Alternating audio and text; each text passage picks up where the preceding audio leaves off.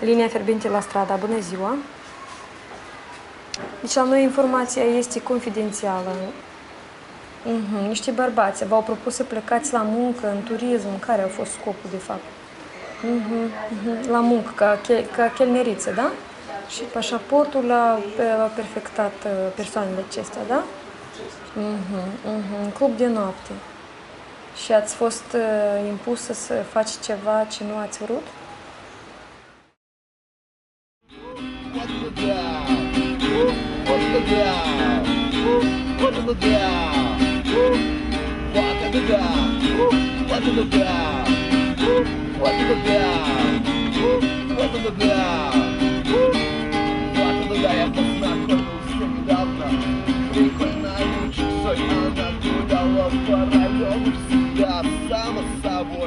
I started this investigation on sex trafficking nearly 6 years ago. I wanted to understand the root causes of why so many women of my generation were sold into prostitution against their will. I was also determined to show the faces of these women through my photos and record the stories they rarely live to tell. I've traveled throughout Eastern Europe, as well as destination countries like Turkey and the United Arab Emirates, in search of what fuels the global sex slavery market.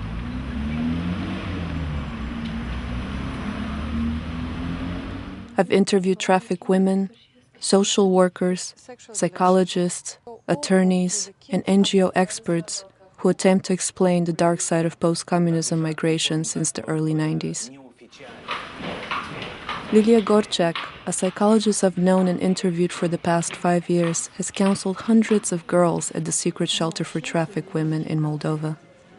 She explains who are the most vulnerable and likely to become prey for traffickers. Deci știți de la ce aș începe eu ca prima etapă?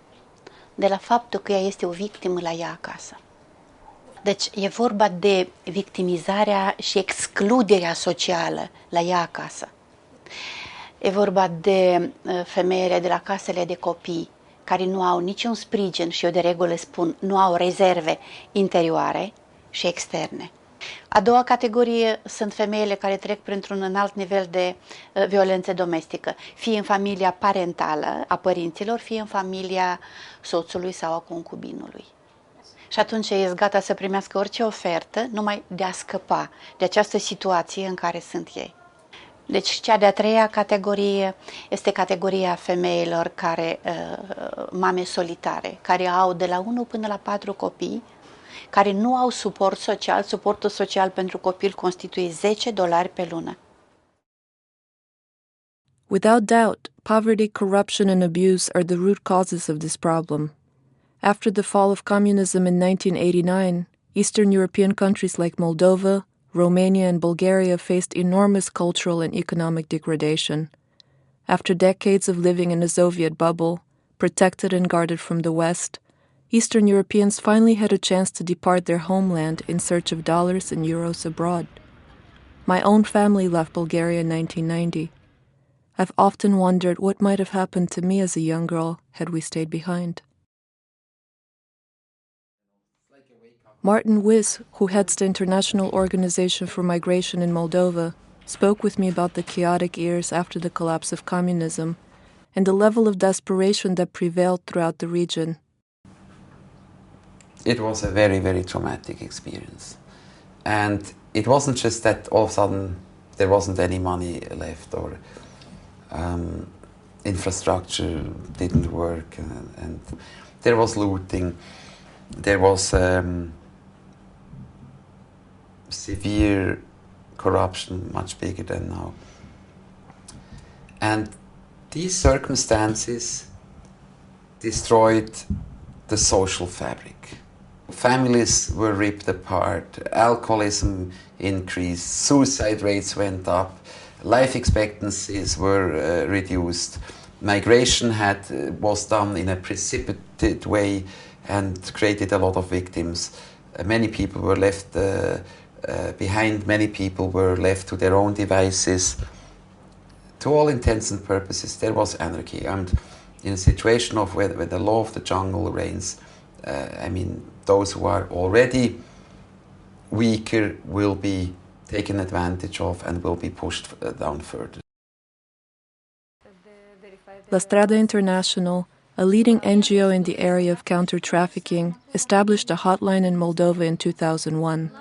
Since then, the hotline counselors have received more than 25,000 calls asking for help with repatriation, medical problems, and legal aspects related to trafficking.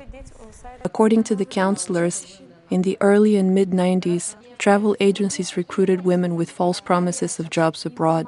Nowadays, more than 50% are proposed work by friends, relatives, and people they know. Deseori mă întâlnesc cu cazuri când membrii familiei își răcolează însuși alți membri familiei. Surore, fete pe surorile sale, mama și ia fiica în prostituție. Acesta este un fenomen foarte periculos. Acest fapt ne confirmă deja că nici propriul copil nu este așa de scump mamei, cum este necesitatea de supraviețuire în sărăcia, în condițiile Republicii Moldova. Totuși, problema numărul 1 este sărăcia. Imposibilitatea de supraviețuire în sărăcia respectivă în satele Republicii Moldova.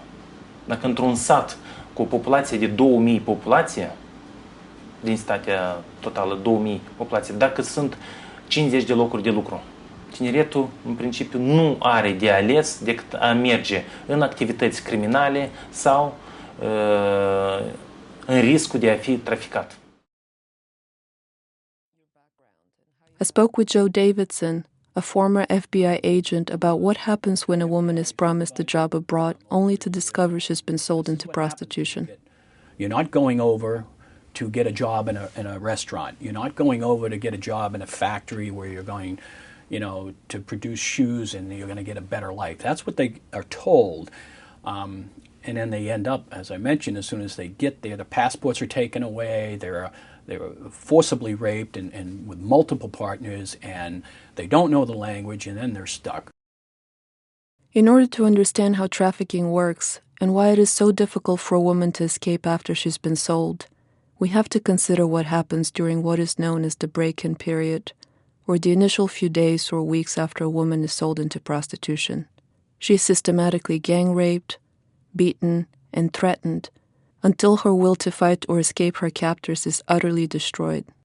Once you've been forced to have sex with 30 or 40 people within a day or two, what's left with your self-esteem, what's left with your morality, hard to get those victims back on their feet again. So once you break that mental block down, there's no turning back emotionally, and I'm not a psychologist, psychiatrist, but there's a lot of studies to show, it's a brainwashing, just like any other kind of brainwashing, except this is very demoralizing, and once you've been dirtied, tainted, it's hard to get out of that. And the traffickers will trade, and the whole idea is to get fresh girls for their clients. They don't want to see the same girls, so they'll rotate these girls, and these girls are traded amongst the traffickers. They'll eventually get sent to Belgium, and they'll be there 2 or 3 weeks, and maybe to go to Spain, and then to Germany, and they're put in this system for months on end, years possibly, but that's the way it normally happens. They'll come in and they're there for 2 or 3 weeks. They don't want them to get used to where they're at. They don't want them to try to escape. They don't want them to pick up the language. We're just, thrown in vans, driven, all darked out windows. They come in at night. They get sent up in an apartment, warehouse with, beds, whatever set up, and they have no idea that they had been in Germany, for instance. Lilia tells me about one of her cases, a young woman trafficked to Turkey. Her body was sold by the minute, $1 per minute, $5 for 5 minutes, available for any man who could pay the price. Deci, descriu situația, descriu acest exemplu, da? Deci, într-un apartament cu 4 camere, locuia stăpânul, soția și cei 4 copii. În a 4-a cameră locuia 4 fete care acordau servicii sexuale. Pe podea erau niște plapome, clientul venea, era deservit pe podea, alături de toate celelalte 3 care erau, fie cu client, fără. Puteau fi cum comitent 2-3 bărbați să facă sex în aceeași cameră pe aceleași plapome. Îmi spuneau femeile de acolo că vroiau să se sinucidă și nu aveau cu ce. Nu puteau să-și pună capăt zilelor. pentru că nu aveau nimic ce ar putea să le salveze. Ferestrele erau cu gratii, deci ieșirii nu aveau, la wc erau respectiv conduse aici în apartament, acolo li se arunca o pizza și niște fructe și atât. A lot of people ask me whether the women who are trafficked are really that naive and unaware that they may become prey to traffickers. Don't they know what they're getting into? It's a complicated question to answer. If you make, $15 a month and you have a sick mother and the father is dead and your younger brother has to go to school and you're accumulating debts to pay for the treatment of your mother, somebody has to do something. That's why people sell their kidneys. I simplify a little bit, in certain poverty contexts you can say, men start to steal and women may resort to prostitution. But if you look at the things that push them, there's a very big question mark as how voluntary. And it's very difficult, and any simplification doesn't do justice. It's an insult to the person. Every time I talk about this subject, people want to know how to put an end to sex trafficking. I ask those who have devoted many years of their lives helping trafficked people, what are the steps necessary to prevent women from being sold into prostitution? Mimi, you're asking me so difficult questions. The big discrepancy between poor countries and rich countries. The big discrepancy between access to justice. The high-level corruption.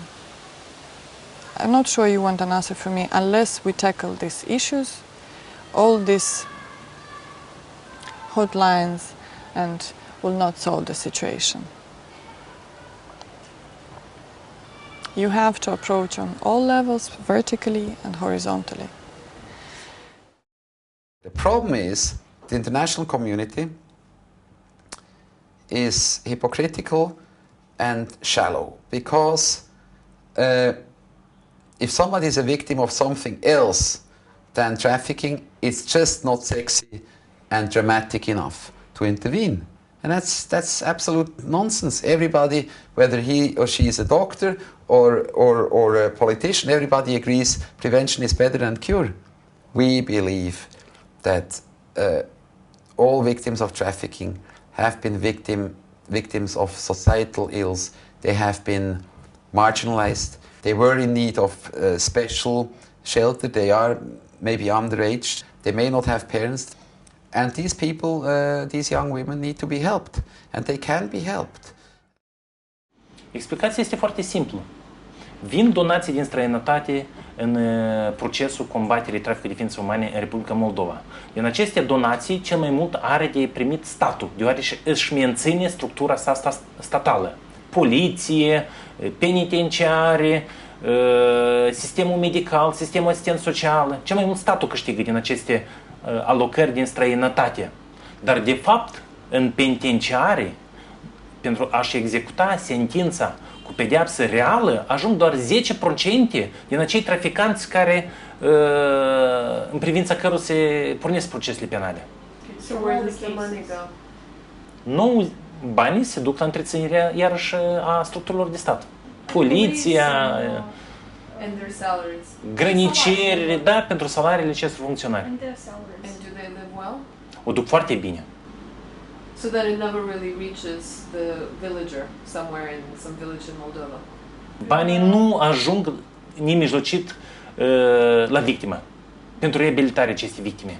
Banii ajung la funcționari pentru a-și crea condiții normale de lucru.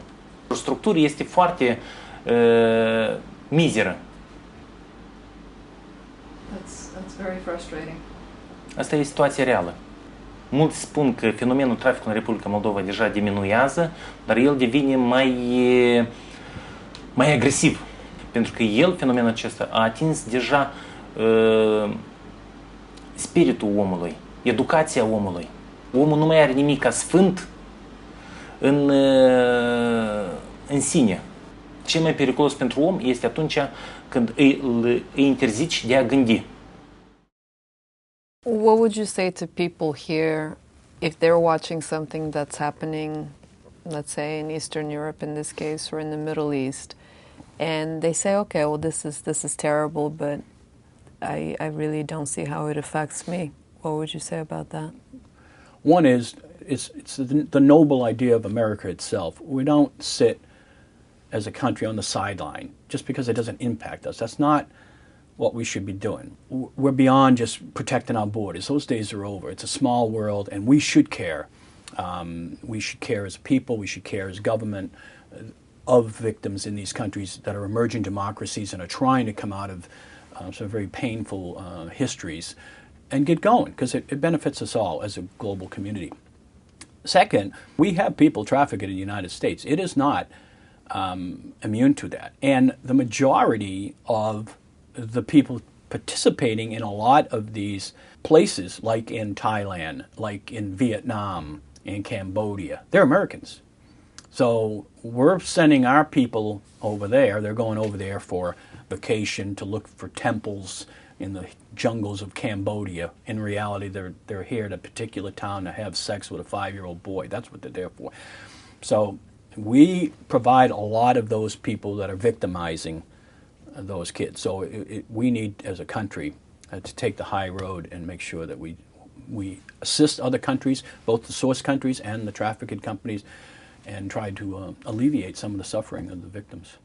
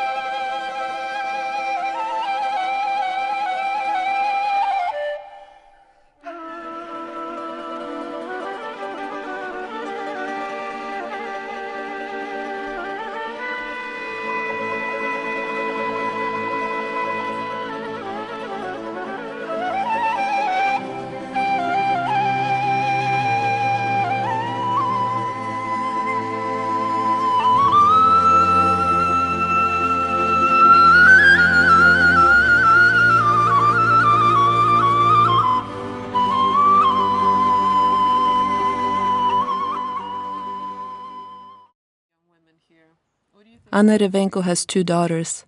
I ask her if she worries about their future in Moldova. What will she teach them, and how will she raise them? My elder daughter, she just turned 4. And I bought a movie with cartoons, Tom and Jerry. And the language, I left English. We go for a walk and she comes to me and said, Mama, independent. What is this? I said, independent? She says, uh-huh. I said, where did you take this word? She said, Tom and Jerry. I said, baby, do you know what beautiful is this word? It's the word you have to know, you have to learn. I will teach them to be independent. This is my answer.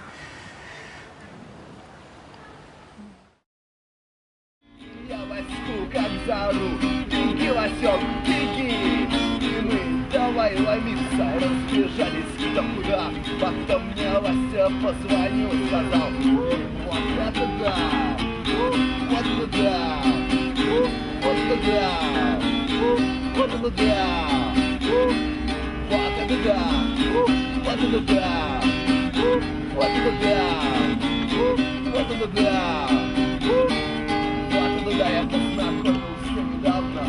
Прикольно, лучик, соль, она гуляла по району всегда сама с собой. Никто из парней к ней не смел подойти. Вот такие. Ой, господи, прости.